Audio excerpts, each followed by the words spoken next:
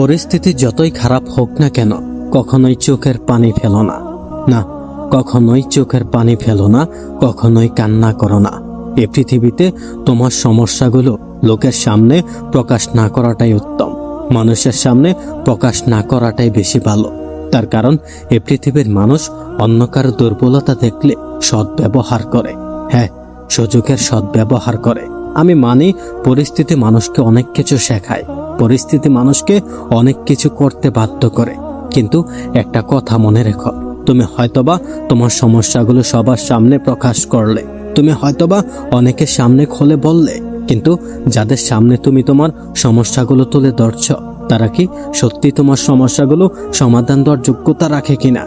যদি এমনটাই হয়ে থাকে তাহলে প্রকাশ করো, তাহলে তাকে বলো, কিন্তু কখনোই চোখের পানি ফেলো না, কখনোই কান্না করো না।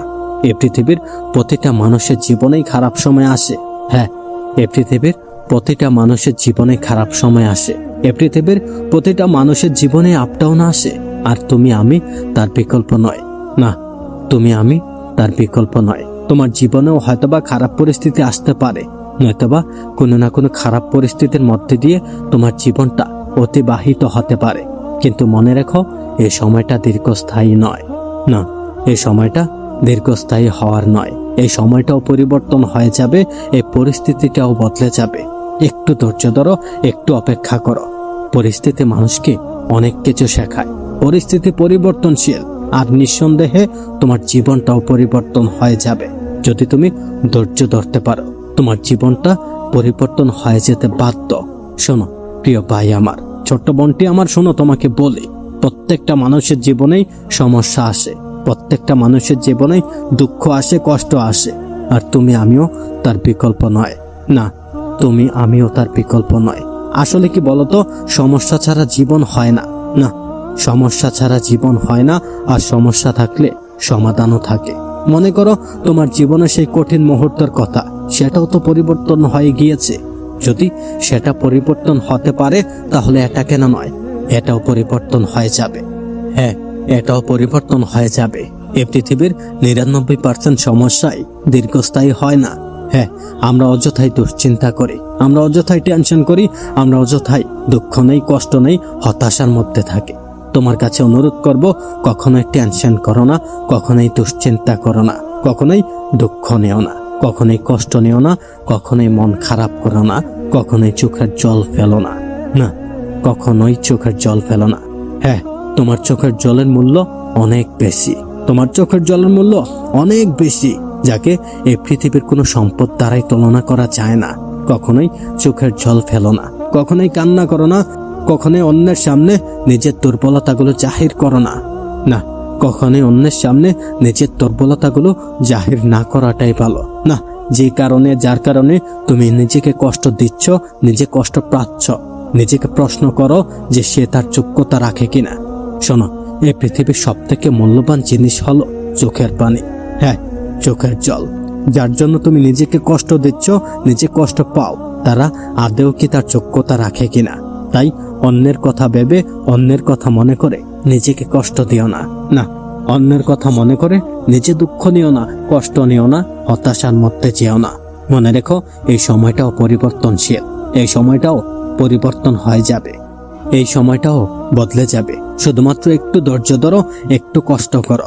মনে রেখো, কষ্টের ফল সবসময় মিষ্টি হয়। তাই তো এই পৃথিবীর পরিচালক বলেন, নিশ্চয়ই কষ্টের পরেই রয়েছে স্বস্তি।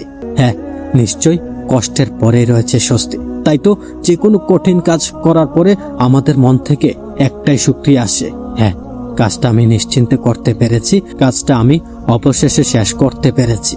তাই তো এই পৃথিবীর পরিচালক বলেন, নিশ্চয়ই কষ্টের পরেই রয়েছে স্বস্তি। হ্যাঁ, কখনোই দুঃখ নিও না, কখনোই কষ্ট নিও না, কখনোই মন খারাপ করো না।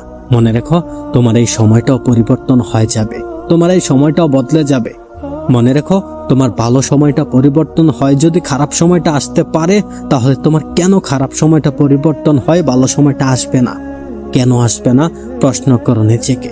আসবে, এই সময়টাও পরিবর্তন হয়ে যাবে। শুধু একটু ধৈর্য ধরো, একটু মেহনত করো, একটু পরিশ্রম করো, আর নিজেকে 100% দেওয়ার চেষ্টা করো।